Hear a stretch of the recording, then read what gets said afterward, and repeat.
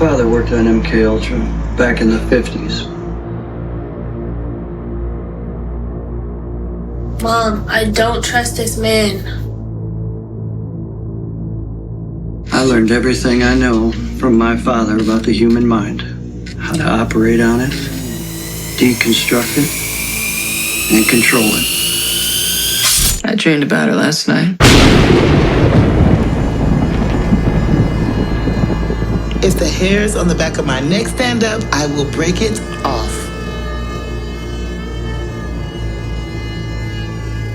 I used to think he was talking about our own minds, but I quickly came to realize that was not the case.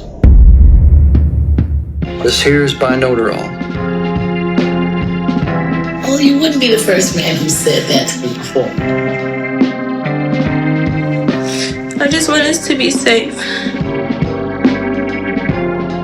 I can find her, Ludwig. That's not the issue. What is there we can do at this point? How was that one patient you were telling me about? The one with the sleep disorder? Oh, he's much better. I have him on a new medication that's working like a charm.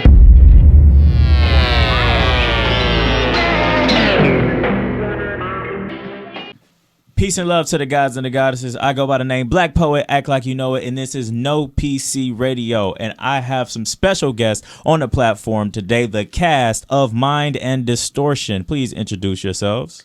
I'm Jerry Miller, and I play Dr. Towers. I'm James Asher. I'm the writer and director, and I play Stephen Grainer. I'm Alana Crowder. I play Bianca. Okay, so before I get into this cast here and some of the character motivations, I want to talk to the director / writer, James Asher.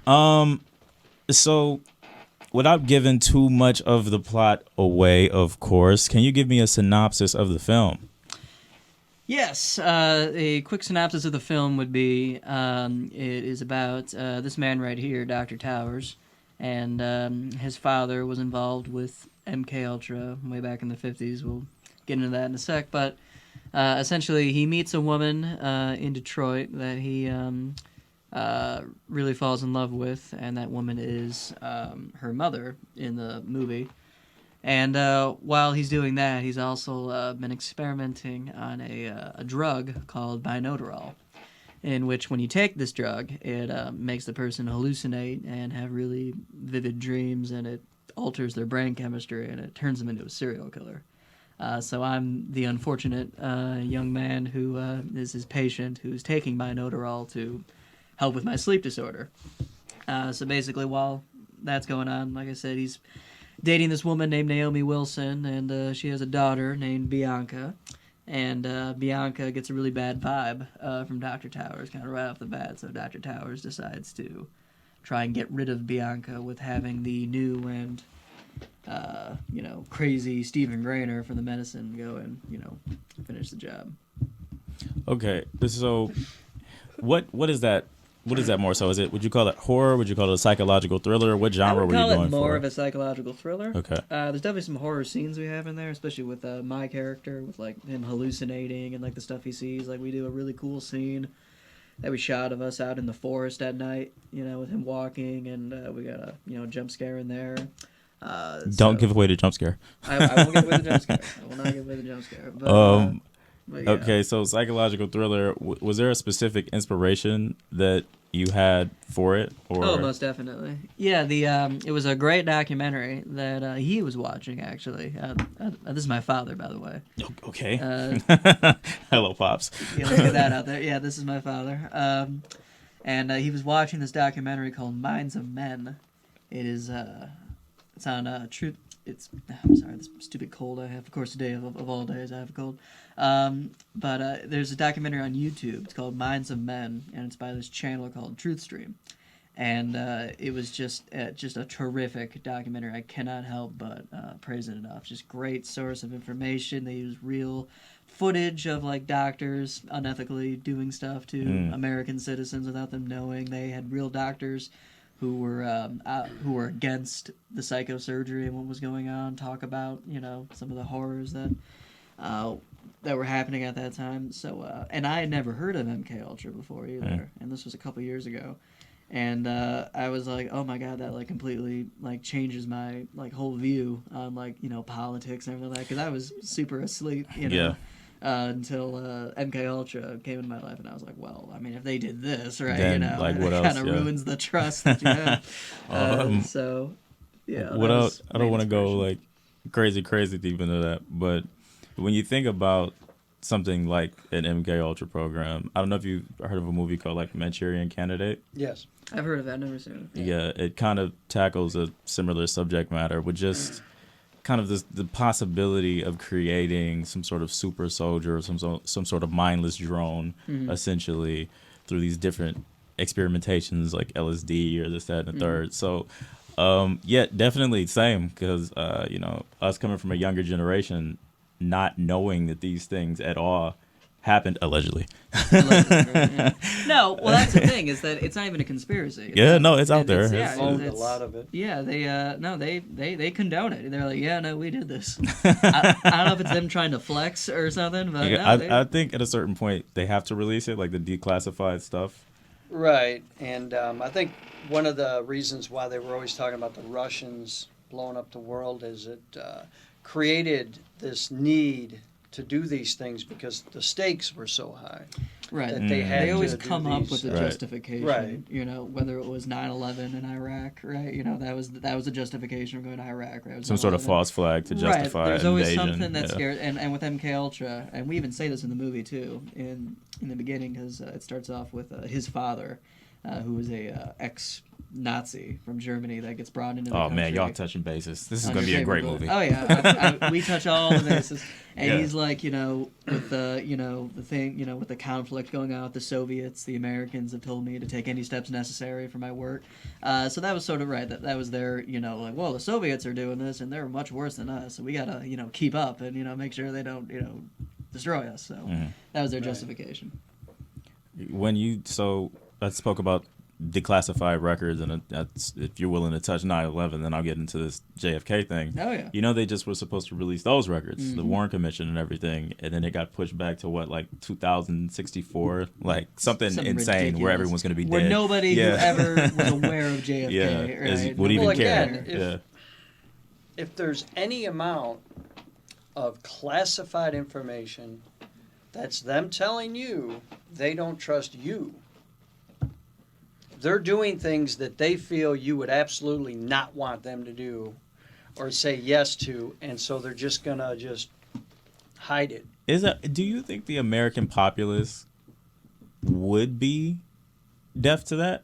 You know what I mean? Like, if, let's say, because I say that all the time, like, why not just maybe middle America, who's a bit more sensitive? Well, we're getting to a point now, and I don't know if you've ever heard of Yuri Bezmenov, but he speaks of this in great detail.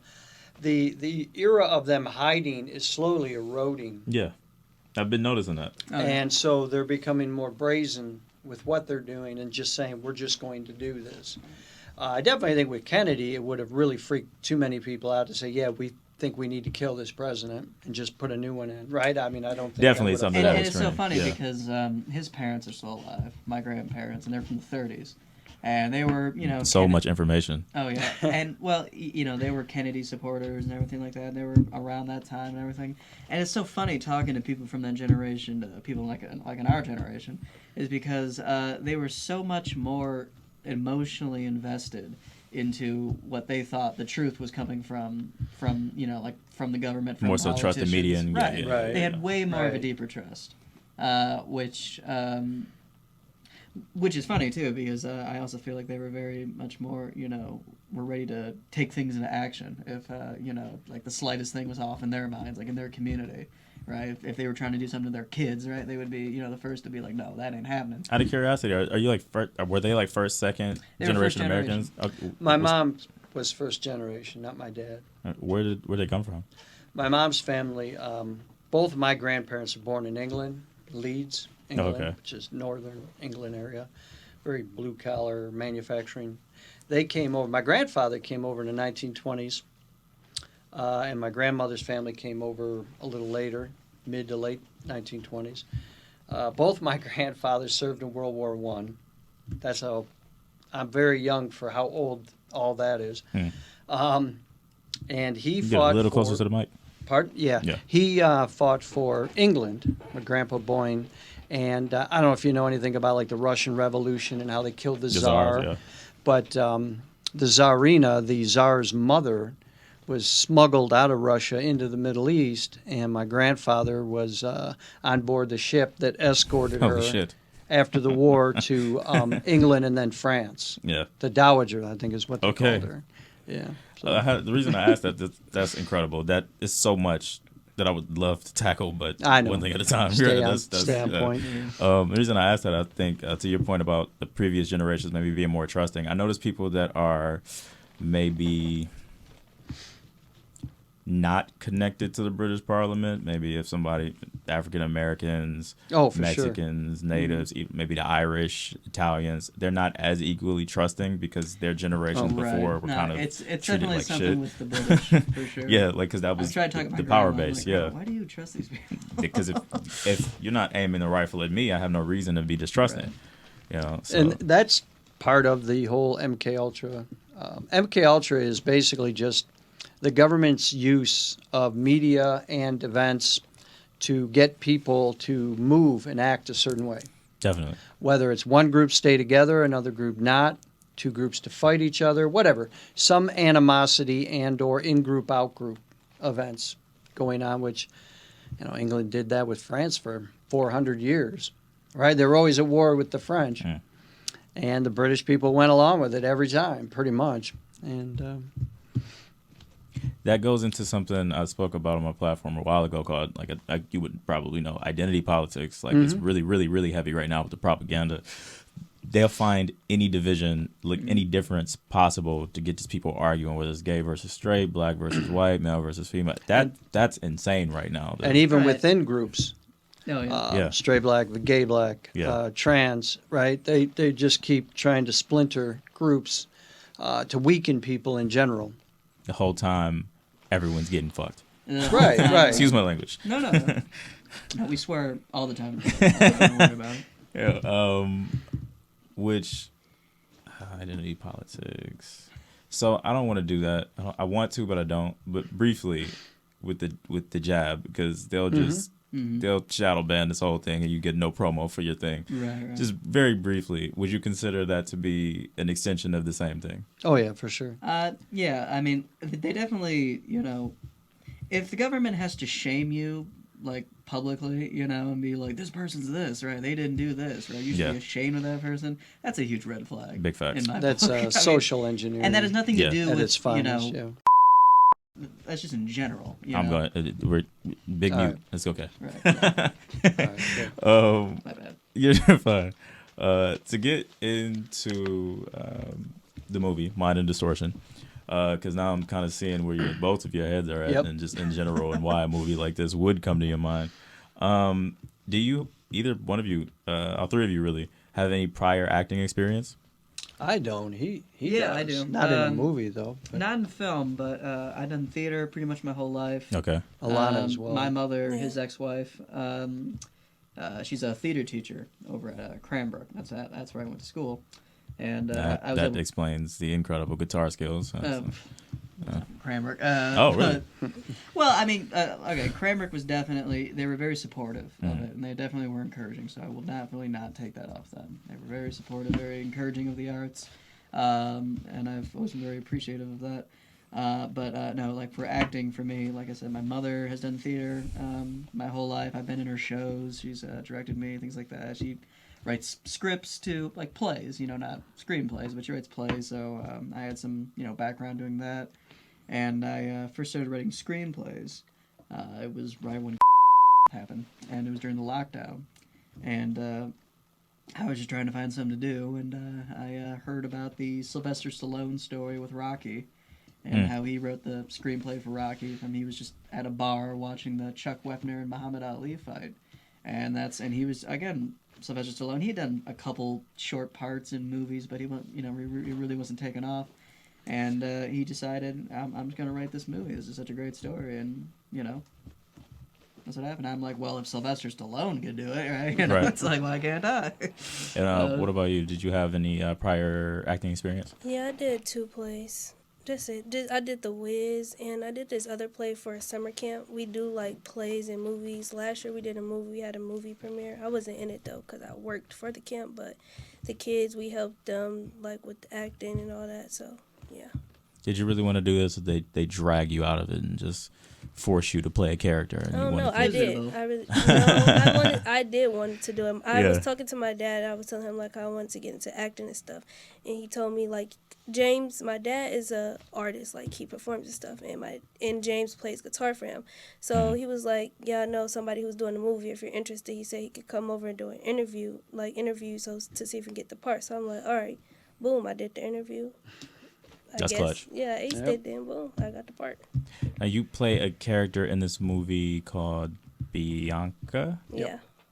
Can you kind of tell me a bit about that character as far as the role you play in the movie? So basically, Bianca, she's a teenager. She like has a close relationship with her mom. You know, she's very like on guard because her mom picks very bad partners. So she's on guard and stuff. She's very smart. She does a lot of research, you know, background check, make sure, you know, it's the right person. And she tried to help her mom, you know, to pick a good loving partner to be a part of our lives.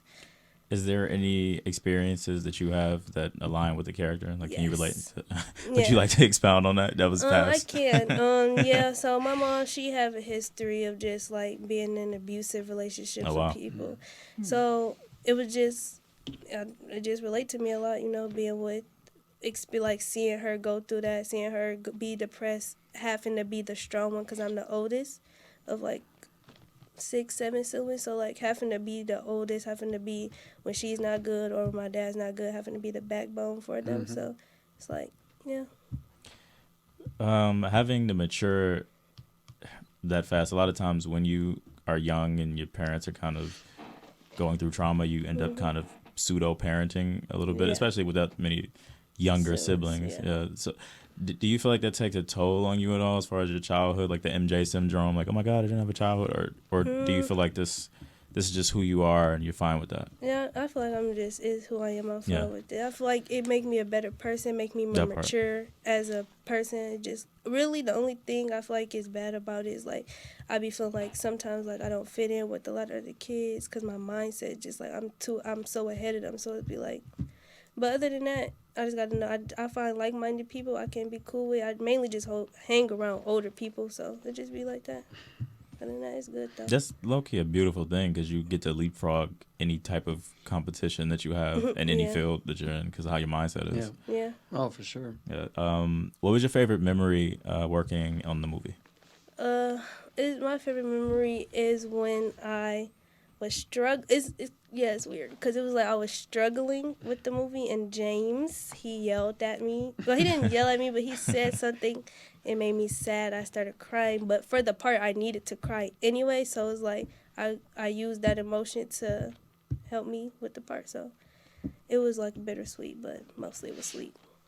That's deep. Are you like what's that guy's name, man? Are you like is it Kubrick that just break people down, man? I like to think I'm like Kubrick. I mean, that was definitely the goal. No, it was so funny because I wasn't trying to be a jerk or anything like that. But Comes natural. No, I mean, it just does.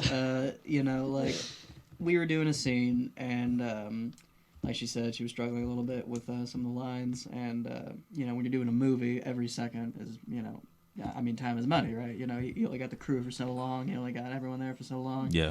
And at some point, you just have to get frustrated. And, but it was funny, too, because I wasn't, like Kubrick would do things intentionally, you know? Yeah. He would intentionally have the people treat Shelley Duvall like shit on the set of The Shining to, you know, break her down and make her look... I mean, that's just true. I wasn't intentionally trying to make her cry. I was just trying to tell her, like, no, you know, you gotta do it like this. If you do this, it sounds fake. And, I probably was a bit too harsh, but I don't regret it. I mean, and she doesn't. If it brought either. out the scene, man, right. I'm a big everything for a reason type guy. So like, if it brought out the scene, then. And doing a movie is like the perfect experience to like, you know, learn to, you know, like just let things just ride off your shoulders, you know, just fall off your shoulder, right? Because, you know, like when you're doing a movie, you can't take anything personally. You just can't, you know, because like I'm in a play right now with a director who busts my chops for blocking, everything like that. You just can't take it personally. Damn, that's specific. Like, so let's say, I don't know, blocking, you're supposed to do something with your hands that's off, cut, boom, back to the front. Well, blocking is not only, it's like, so like we're in the stage now, like we just started doing rehearsals, so we're still learning the lines, but he's also showing us like, okay, when he says this, you need to walk upstage and turn around and then look like that's blocking. It's the physical action. Right, but I assumed you had a little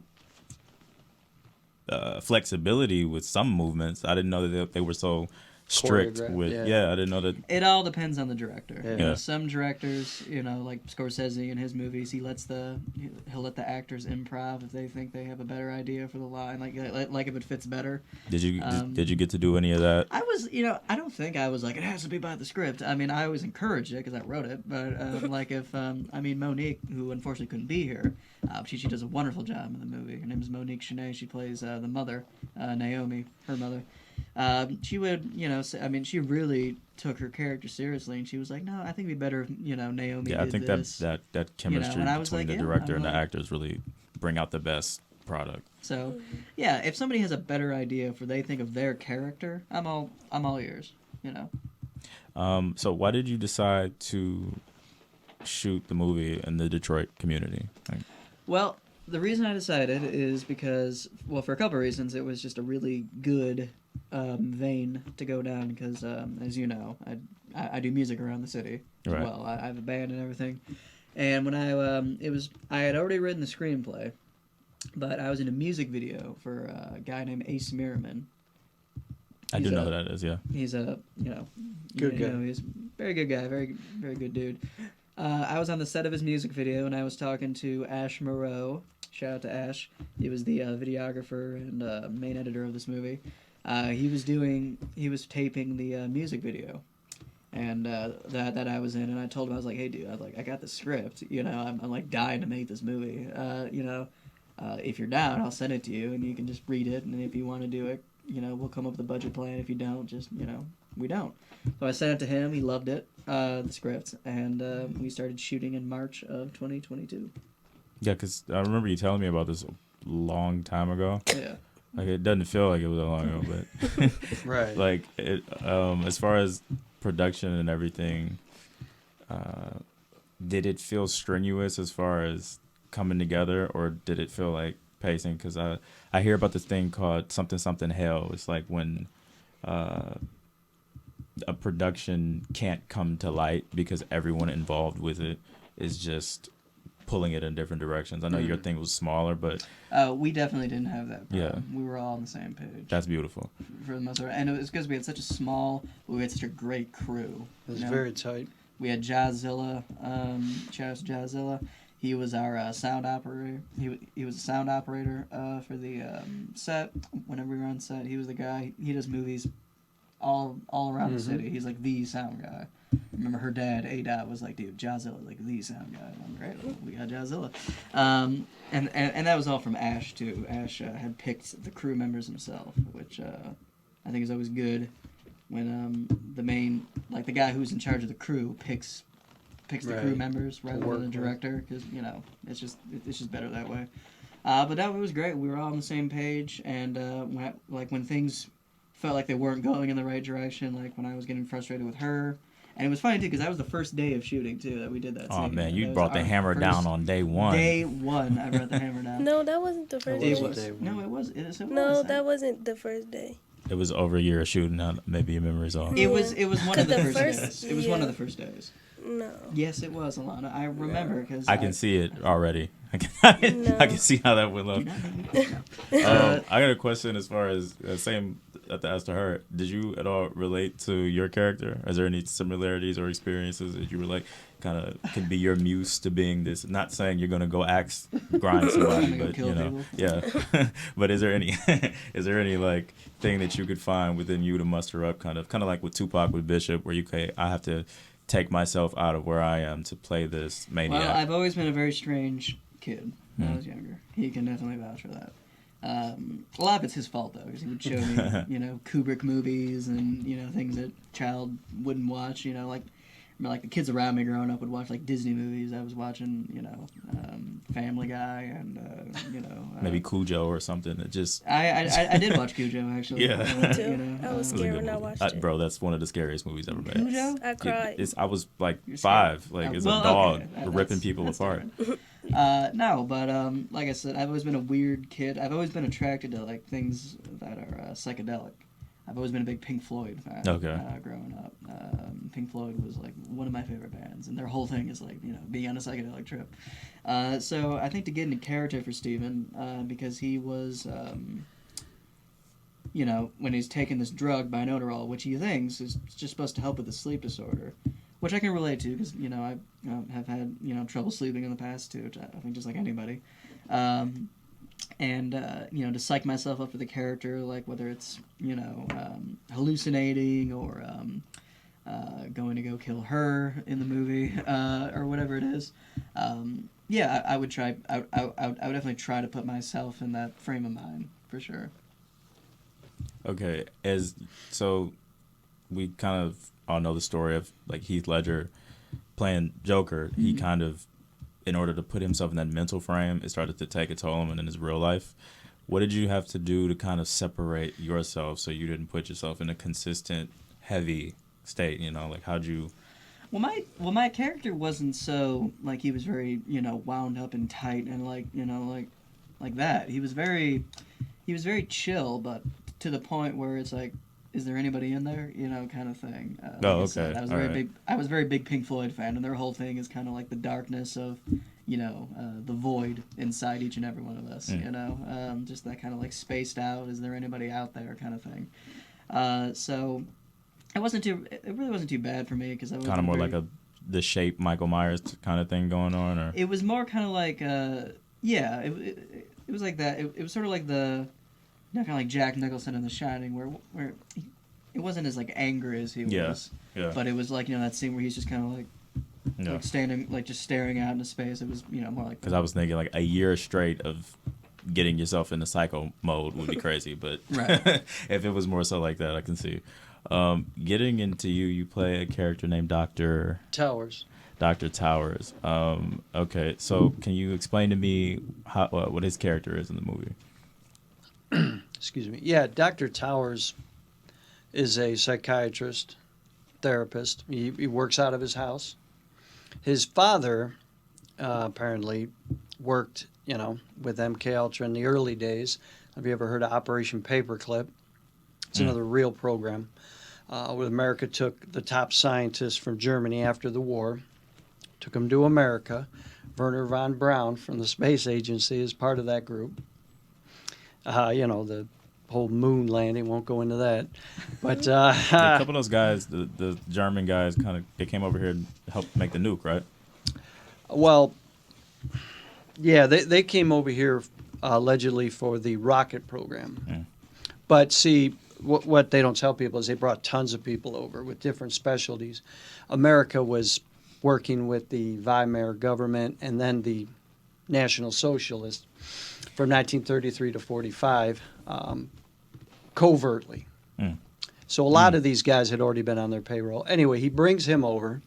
He works here doing stuff to control the race riots, things going on at that time in the 50s and 60s. When Towers was a little kid, and his dad, he learned a lot of craziness from his dad. And he himself has a lot of these CIA contacts that his father had. And so he's very messed up individual, and he's doing his own experiments.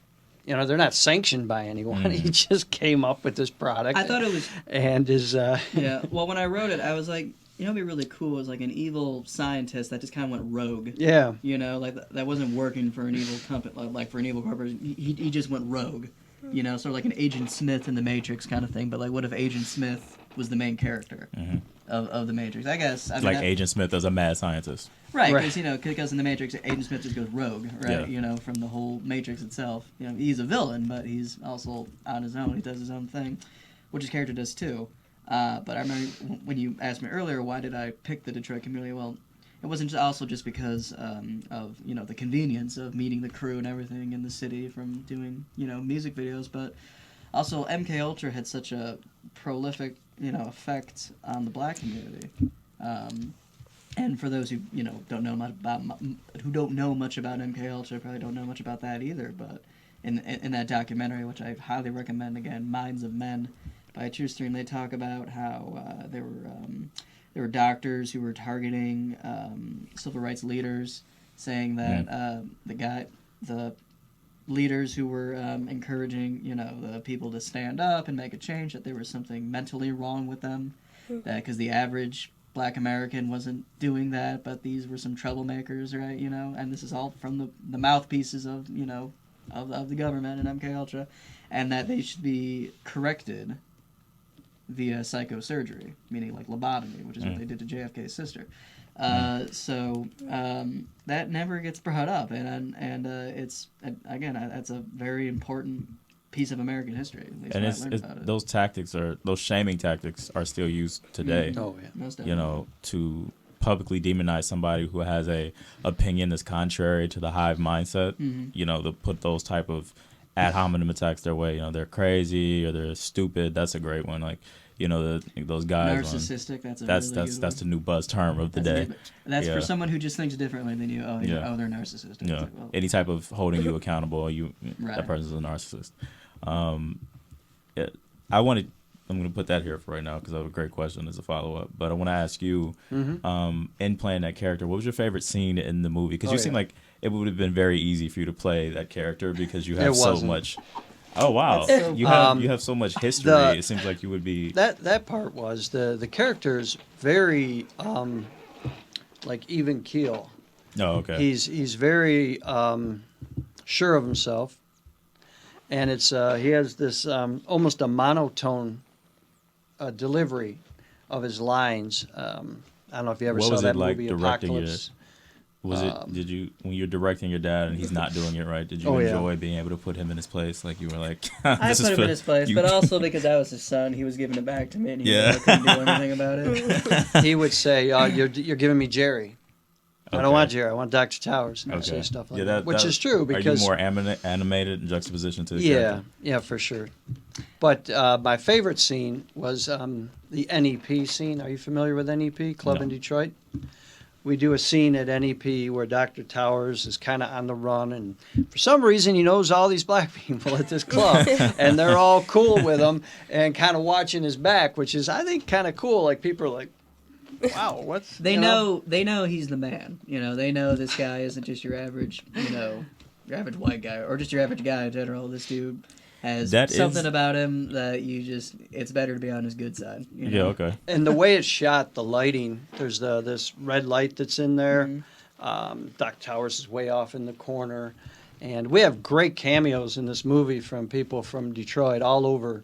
We have Mama Nandi. We have Mama Nandi from Nandi's Knowledge Cafe. G Smooth. Dismantle. He's in it. Goldie James. Wow. And they're just background characters too, but we got them. And they were great. Their movements in the background, like the conversations, looked. It was really good. We got.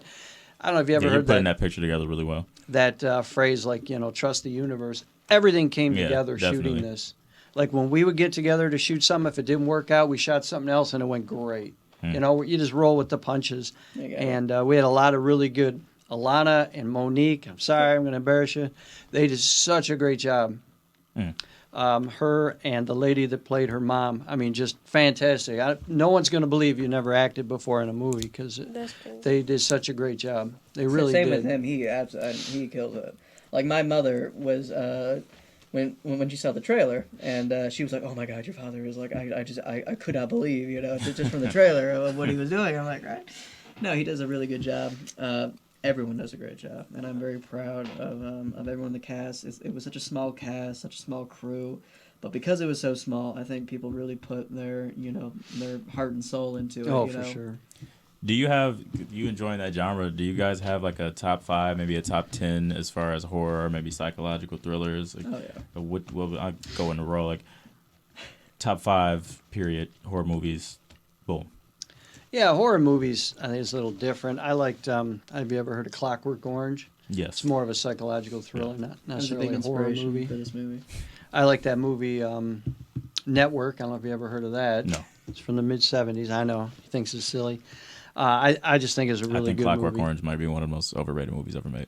You don't like Clockwork Orange? I like it, but because I've seen that archetype redone, a lot of Okay, films that's kind of true. redid it. And then I saw it when I was 11 too, Okay. so I had like that childhood, like wow, just because like like the music of it and just how it was shot, Have you watch American Horror Story? I've seen it. Yeah. I love American Horror Every Evan Peters character is basically that guy, and they kind of look alike.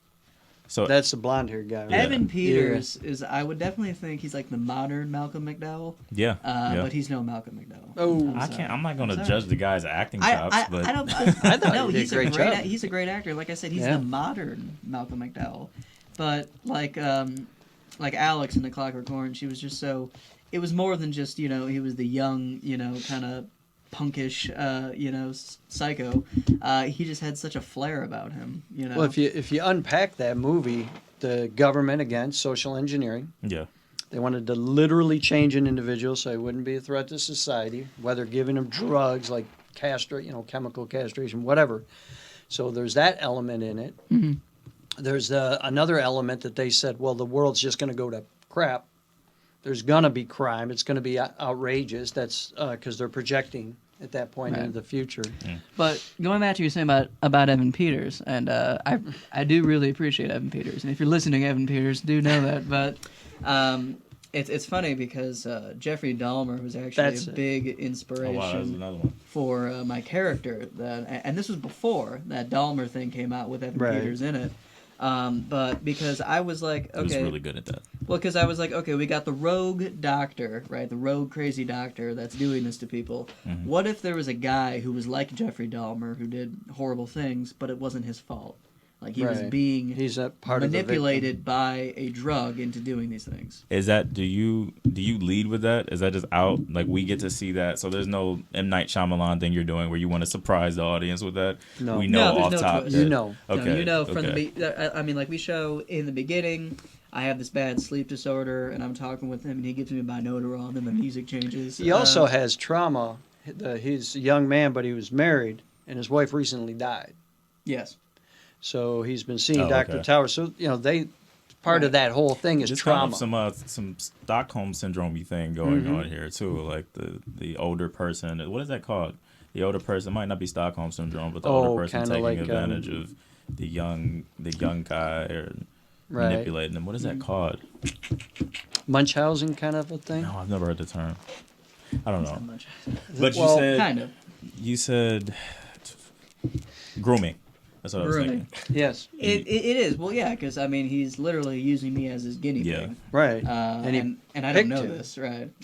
Grooming is something I've always been very interested in. I have this other movie I'm working on. Well, I actually just finished a screenplay that's all about grooming, but it's in the music industry.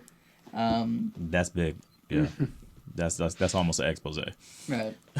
But yeah, no, he definitely, yeah, there's definitely some grooming going on. But like I said, I was like, well, what if he took the Jeffrey Dahmer character, but it wasn't his fault? Like, what if there was more to that story you didn't know? Right? Sympathy for the devil. What if kind of, yeah, basically. these guys you hear about throughout history had been at some point with some crazy doctor or I person heard that it's called the process church or something like that. got in their brain and moved some things around? Charles Whitman, who was the Yeah. shooter Texas. way back in 1966 in Austin, Texas, in the Clock Tower. They've made parodies of that on The Simpsons, and it was before Columbine, so when there was shootings, like it was like a really big thing. That dude went to the cops a bunch of times before, like right before, saying he's hearing voices and he needs help, and they just were like, get the hell out of here. They didn't, they thought he was like being like, And he was in trolling the them. military, and He was in the had been Marines. on their programs Same where they do. as Lee Harvey Oswald. He Yeah. was in the Marines too. There's a lot of. I'm not sure. It's something about Charles Manson. It's a lot, Yes. man. It's, Oh, there's so much that goes to Charles yeah. Manson. There's That dude is more and more literally- coming out. that he of, was somehow a part of that whole thing too. He Like, was working with they know as a fact, the sheriff's department in Los Angeles County for about 5 to 7 years.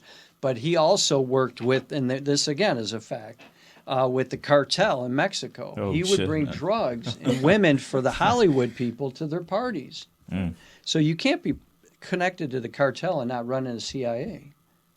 Because it's all connected. How are you even? I always say like you and can't the CIA process all that even without, condones that, and they Yeah. say again they're always it's like a $1 billion trillion industry. Well, Right. Well, it's funny because the CIA always condones horrible things in the name of doing something righteous. That's their whole thing, right? Allegedly, yes. You know, that's their whole thing. Same with the cartel. So there's some of that vibe, I think, Throughout the movie, yeah. that's not stated, but like we hear stuff on the news about somebody doing something horrible. There's one recently, a shooting, and when the shooting was reported the first day, this was the one on the East Coast, they were saying there were 2 shooters, and ever since then it's just been the one guy, and he was seeing a psychiatrist. The FBI said he was a person of interest before this. Yeah, there's something there, right? I mean, somebody somewhere knew something. I think a lot of those mass shootings are like that too. I think they're trying to put a big spell out there to get rid of the Second Amendment. That Because, is like, a fact. There's no way 85 people a year are just shooting up these schools and mysteriously killing themselves with 2 shots to the back Well, of the they head. had Uvalde. They waited over an hour. That To was go the in. one in Yeah, Texas. Parents, they had to tackle them. We're going in there to try to save their kids. Right. I know. You That's can't ridiculous. justify that, right? Wow. An hour? I heard about that, but I try to go deaf to the news because it's so toxic. Oh, but yeah. I did hear that. Yeah. It's part of MK Ultra. But you the can't even news say depressing you can't say false flag anymore because they made Yeah. it to where Alex Jones for the Sandy Hook thing, they sued him into basically bankruptcy. Right. You know, he Well, said that'll never hold. I hope not. He'll have because- to appeal it eventually, but it'll cost him a lot of money either way. Right. And it's kind of a shot across the bow to the First Amendment. Yeah. Right. The freedom of speech. How we doing? Yeah. I would love to continue with that because it's just so much information. Oh, it could go pretty deep. With the all of that you have my mind in 85 places, so we definitely have to do this again. But Definitely to wrap, go to the movie on a Friday. Yeah, we could what do a day? post. What day is that? Friday, November 10th. Yeah. Doors open at 7. Movie starts at 8 o'clock.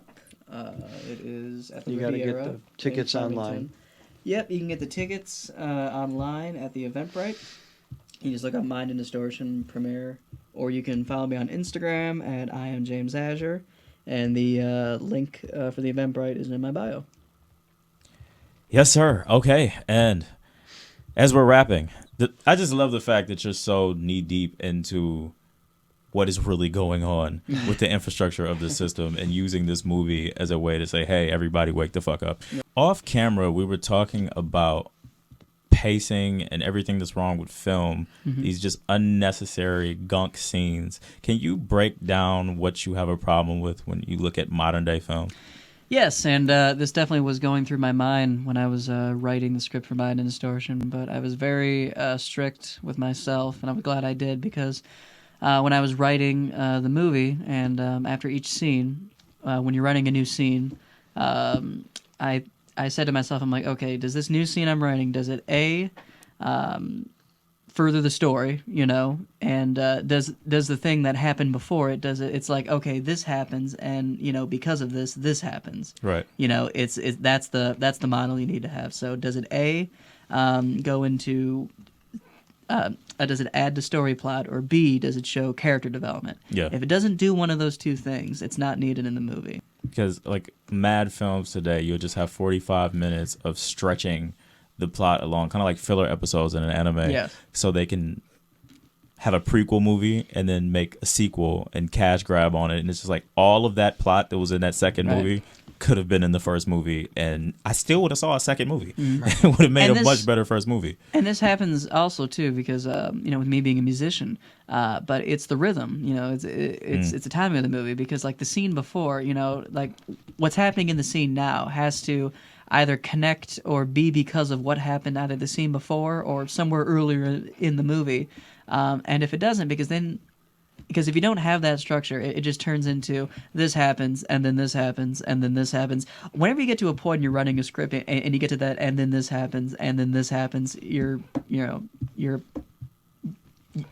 Scenes for scene's sake, random gore for no reason, or a random sex scene for no reason. It's just like, why do you have a problem with random sex scenes in movies? So I have a problem with it because very rarely do they ever show something that's more than just the sex. Yeah, Like, it has very nothing to rarely do does with it character show building. some symbolic, right? Like what's going on between the two characters. Of what they've been through, and somehow the sex somehow can symbolize that. Very rarely does that happen, and a lot of times it, like I said, it takes away from the main story because they think people would get interested in the movie if they show a sex scene. I think Hollywood thinks the average moviegoer is just the fat popcorn eater, like, ooh, boobs, and now I'm going to come back and, like Michael Bay movies, just big explosions and naked women, and I'm going to watch the movie. Like, no, you're not getting my money anymore. And There's too many I'm very options in happy to streaming. see that that's changing. I think amongst the average moviegoer or people who like film, right? We need character development. We need they plot. want to have something that's an enlightening, film of some kind, and they don't just want to be entertained; they want to have something to chew on. I think mentally. And you were saying, to wrap up, the transition in the pacing, in the pacing of Mind and Distortion, because you guys just watched it all together for the first time. Yeah, we just watched the movie for the first time a few weeks back. There were a bunch of scenes that were shot that I wasn't in, so a lot of those scenes were new to me. But the pacing and the transition were excellent. There's no scene where you're like, why am I even watching this? The music that James did himself, he does the music. The ambient music, like the stress when you're like, you can tell somebody's thinking about something. The way he pulls into his shots, it's really top notch. All those scenes, the way they come together. It's not like a art piece that somebody did at college. Yeah. There was a lot of really good thought. And we mentioned it before, but we had really good people on this. Oh, yeah. Not just the actors, but the crew. And what's his name? Ash and Monique both gave James a lot of advice in making the movie and direction, and he listened to them, when it thought it would help. I'm excited to see a movie that does not have 85 minutes of exposition. You're saying it's straight to it, scene after scene, action to action. I'm excited. And I'm going to let you do the plug as we get out of here. When does this movie come out? November 10th. Say it with some enthusiasm. November 10th, next Friday. Here we go. This is dope. I love the idea. I'm going to link the trailer at the end of this interview. Great. So yes, Black Poet, Cast of Mind and Distortion. Peace and love to the gods and the goddesses, and we're out. Peace. Holy shit, man. I wanted to expound on that so bad.